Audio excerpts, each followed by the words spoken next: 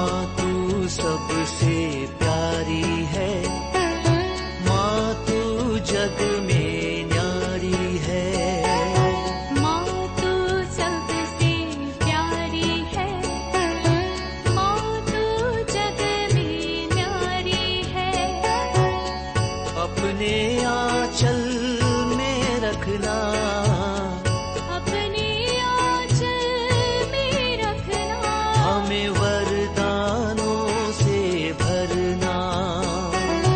माँ तू सबसे प्यारी है, माँ तू जग में न्यारी है।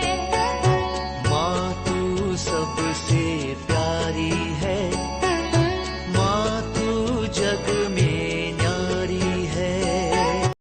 Mr. Rajan Samuel, a great missionary in Hindi heartland, first class with distinction.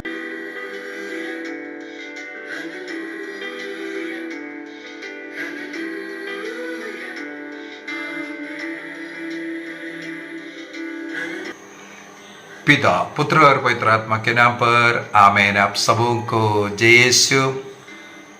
हम लोग रोमियो का पत्र को पढ़ा, संत पौलुस का फिर बड़ा वाला पत्र था कुरिन्थियों का पत्र, उसको भी पढ़ाई किया।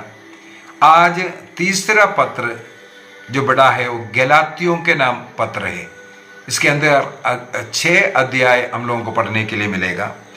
तो गलातियों का पत्र का इंट्रोडक्शन क्लास, ये गलाती, ये जो कलीसिया, ये कहाँ है।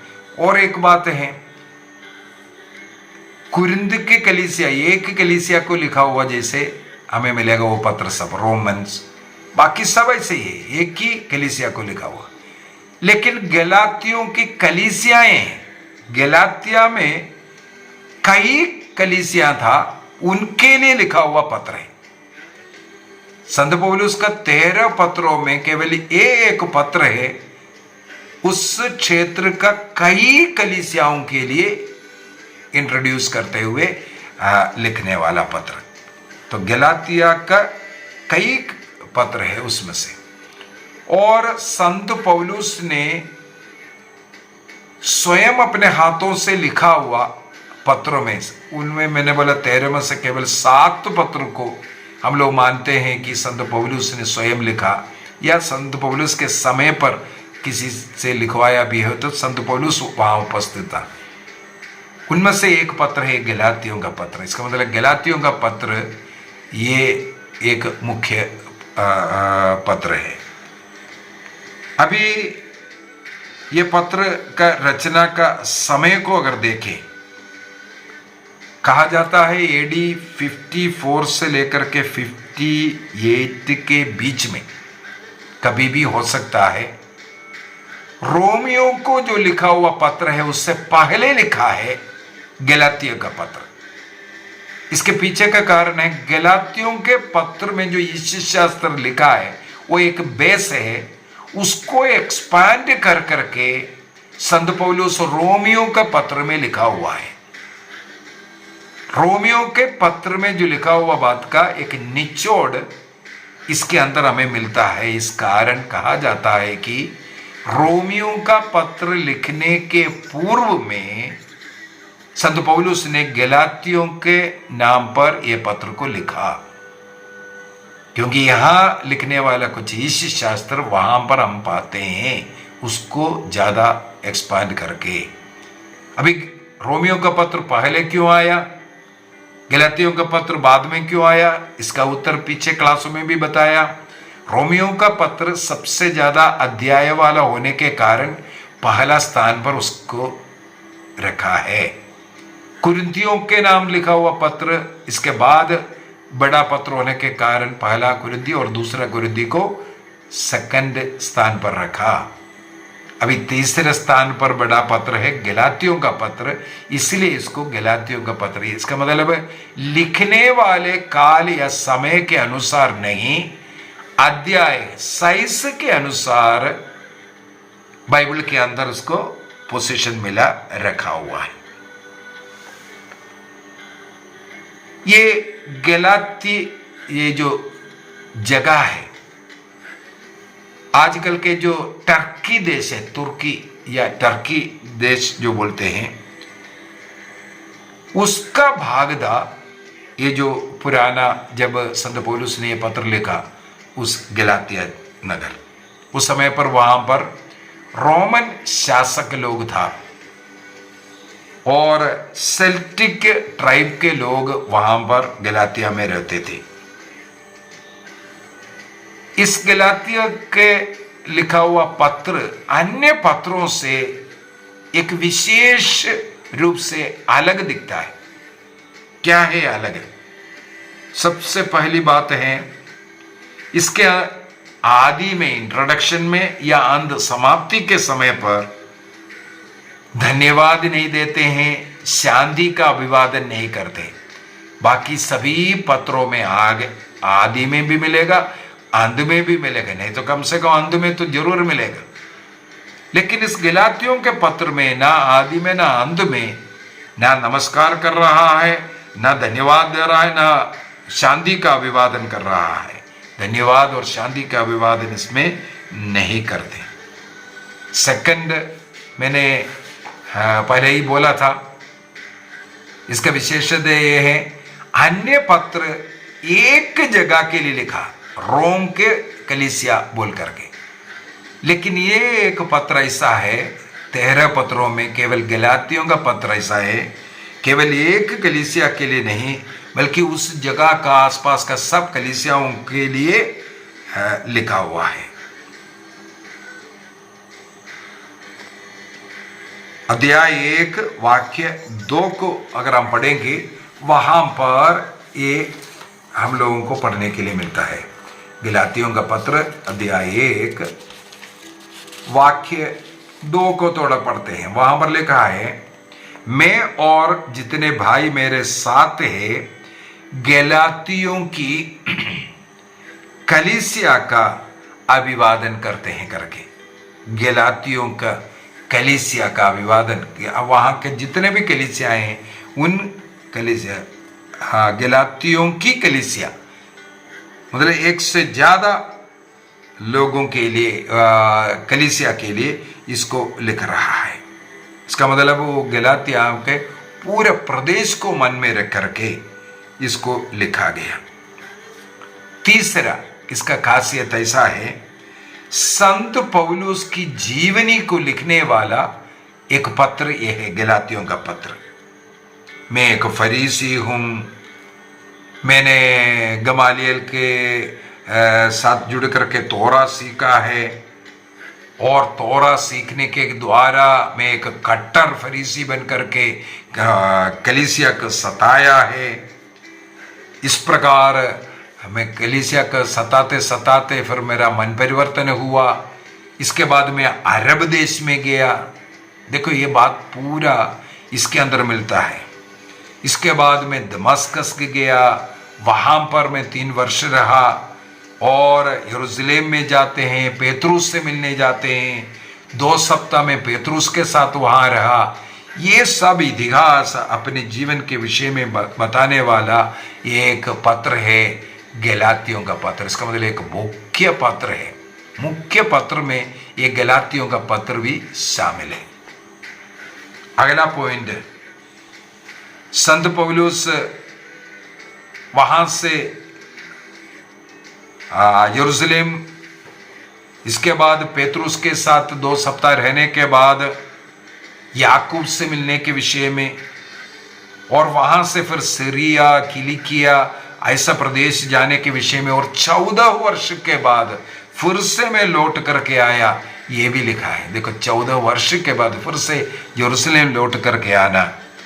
और बरनबास, तीतुस वो उनके साथ था। इसका मतलब मिशन जर्नी के बाद, लास्ट 3rd जर्नी के बाद यहां फिर से आया।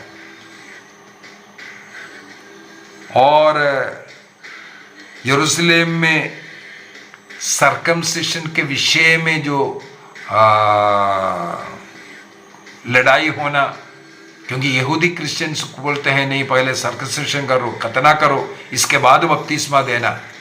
इस कारण हमें मालूम है वहाँ पर संत पौलुस ने इसके विषय में चर्चा किया और वहाँ पर महासभा बुलाया गया। पेतरुस और याकूब वहाँ पर उसके विषय में चर्चा किया और निर्णय किया, अब से कोई कतना का जरूरत नहीं है, ये सब निर्णय करने का ये सब। और पेतरुस के साथ एक झगड़ा होने के विषय में भी यहाँ पर पढ़ने के लिए मिलता है। पेतरुस पहले गैर यहूदियों के साथ बैठता था, भोजन करता था सब, लेकिन कुछ यरूशलेम से आने वाले कुछ यहूदी क्रिश्चियन को देख करके उनसे थोड़ा किनारा किया बोल करके संत पौलुस ने उन्हें डांटा है बोलते हैं। और संत पौलुस की यात्रा में कई बार फर्स्ट मिशन यात्रा सेकंड मिशन और थर्ड मिशन यात्रा में हम लोगों को गलातिया होते हुए जाते हुए भी हम लोगों को मिलते हैं। और एक बार ऐसा मिशन यात्रा में जब गलातिया पहुंचा, संत पौलुस बीमार हुआ और इस गलातिया में कुछ समय रहने के विषय में भी लिखा हुआ है। और संत पौलुस अपने इस प्रभु की सेवा में, मिशन कार्य में कितने सुसमाचार के लिए पीड़ा सह रहा है, इस विषय में भी हम लोगों को गलातियों के पत्र में पढ़ने के लिए मिलता है। इसका मतलब गलातियों का पत्र बहुत ही एक महत्वपूर्ण पत्र है, संत पौलुस का जीवनी लिखने वाला एक पत्र है। और यहाँ पर संत पौलुस गलातियों को कैसे संबोधित करते हैं वो भी एक है, एक पिता के समान बच्चों बोल करके, अडोफोल्स बोल करके बुलाते हैं, बच्चों, इस प्रकार का अभिवादन करता हुआ हमें मिलेगा। इससे हमें पता चलता है संत पौलुस इस गलातिया के कलीसिया को कितना अधिक प्यार करते थे। और इस पत्र का शुरुआत में भी ऐसे एक सवाल करता हुआ, एक पिता के समान, पिता अपने बच्चों से जैसे सवाल करता है, ऐसे एक सवाल के साथ उन्होंने पत्र शुरू किया। मैंने जो कुछ सिखाया वो क्या तुम याद नहीं करते, भूल गया? ऐसे ऐसे बोल करके एक पिता के समान सवाल करते हैं। हमें मालूम है गलातिया से जब संत पौलुस चला गया, वहां झूठे नबी लोग आए, जैसे कुरिन्थ के कलीसिया में भी हम लोगों ने सीखा था।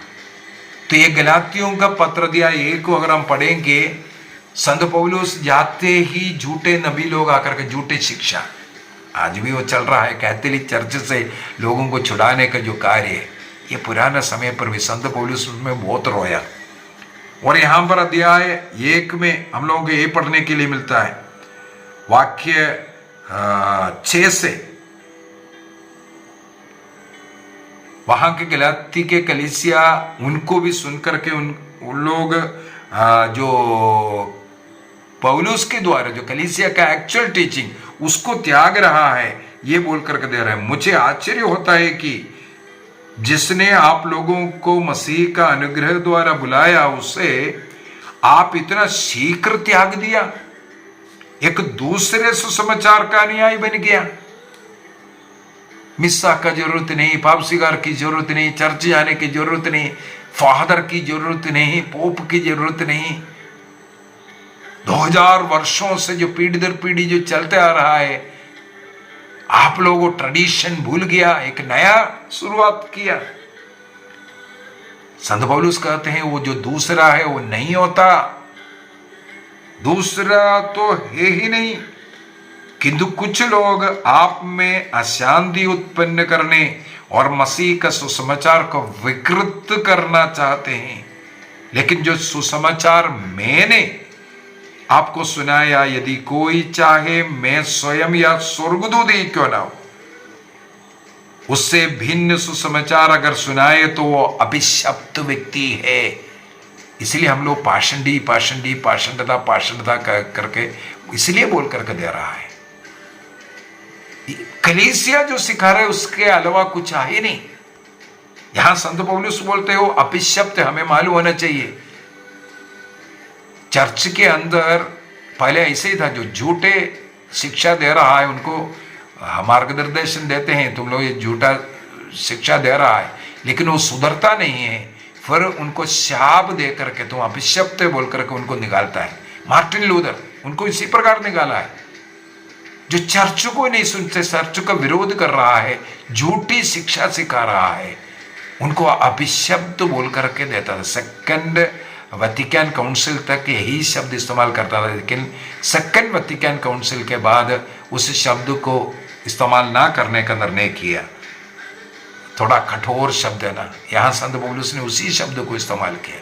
वो अभिशप्त है, चाहे वो स्वर्गदूत क्यों ना, अभिशप्त है।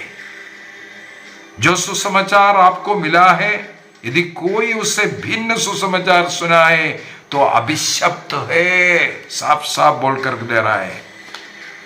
पेतरुस का दूसरा पत्र अध्याय 3 वाक्य 16 में भी इसके विषय में बता कर दे रहा है। झूठे नबी, झूठे प्रचारक, बाप रे, कोई कोई अपने को बिशप मानते हैं, कोई अपने को नबी प्रॉफिट डालते हैं, पता नहीं क्या क्या टाइटल डाल करके अपना मर्जी का, अपना बुद्धि में जो आया बाइबल रख करके। हाँ, कुछ लोग सोचते हैं हम ये तो बहुत अच्छा बाइबल सिखाते हैं, लेकिन उनके पीछे की कहानी किसी को नहीं मालूम। अच्छे हिंदी बोलने से और जो करिश्मेटिक लोगों को बांधने का जो शक्ति अनेकों को है, ये शैतान से भी हो सकता है। ऐसे पॉलिटिक्स में भी कई करिश्मेटिक प्रीचर्स होता है, वो जो बोल रहा है उसके अनुसार स्वयं भी नहीं जीते। तो यहां पर संत पौलुस उसको वार्निंग दे रहा है, और एक पिता के समान ये, इसलिए संत पौलुस इस गलातियों का पत्र लिख रहा है। ऐसे झूठे नबी लोग जो सत्य कलीसिया, मसीह ने जो कलीसिया स्थापित किया, उस कलीसिया से एक भिन्न सुसमाचार सुनाने वाला कलीसिया व्यक्ति, अध्याय 1 वाक्य 7, अध्याय 5 वाक्य 10, 12, यहां सब संत पौलुस ऐसे दूसरे सुसमाचार सुनाने वाले उन लोगों से बचकर रहने के लिए कहते हैं। इसलिए बोलते हैं उसको दूसरा सुसमाचार है, वो क्रिस्त का सुसमाचार नहीं है। ऐसे सुसमाचार में आप फॉलो नहीं करना, ये यहां पर मेनली सिखाते हैं। सेकंड,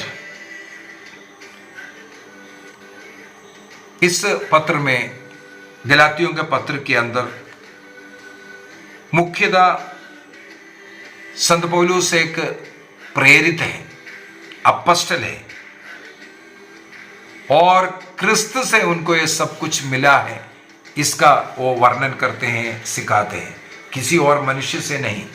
अध्याय 1 वाक्य 11 से पढ़ता हूं। भाइयों, मैं आप लोगों को विश्वास दिलाता हूं कि मैंने जो सुसमाचार सुनाया वह मनुष्य रचित नहीं है। मैंने किसी मनुष्य से उसे ना तो ग्रहण किया और ना सीखा, बल्कि उसे ईसा मसीह ने मुझ पर प्रकट किया है।